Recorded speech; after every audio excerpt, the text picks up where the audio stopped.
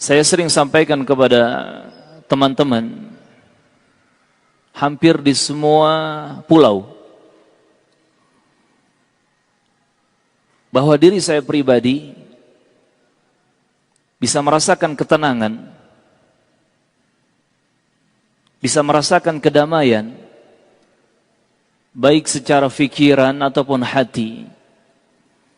Itu biasanya ada dalam 3 perkara. Dan ini mujarrab ya. Ini sudah dialami berkali-kali. Yang pertama, ketika salat. Ketika mengerjakan salat, bermunajat kepada Allah Subhanahu wa taala. Sama saja salatnya berjamaah ataupun sendirian. Baik itu salat wajib ataupun salat mustahabbah, salat sunnat. Ketika salat, as-sakinah, ketenangan itu betul-betul sangat terasa. Yang kedua, ketika bertaman surga atau bermajlis ilmu. Sama saja posisinya, apakah kita sebagai pengajar yang menyampaikan faidah-faidah ilmu ataupun sebagai orang yang belajar, sebagai talibul ilmi, duduk bersimpu di hadapan sang guru, duduk bersimpu di hadapan sang guru, menyerap faidah-faidah ilmu yang disampaikan, bertaman surga, bermajlis ilmu. Yang ketiga, ketika bertemu dengan orang-orang yang saleh,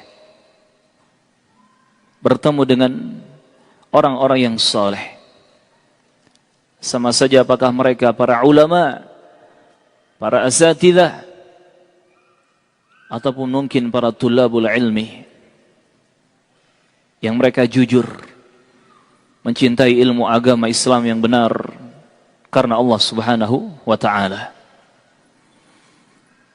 Dan jika antum sedang merasakan godaan hidup atau ujian demi ujian dalam kehidupan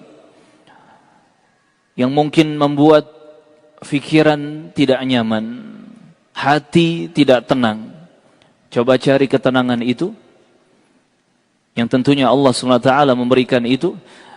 Coba kita cari dari salah satu dari 3 perkara tadi. Mungkin ketika salat, atau mungkin ketika bertaman surga, bermajlis ilmu, atau mungkin ketika bertemu dengan orang-orang saleh.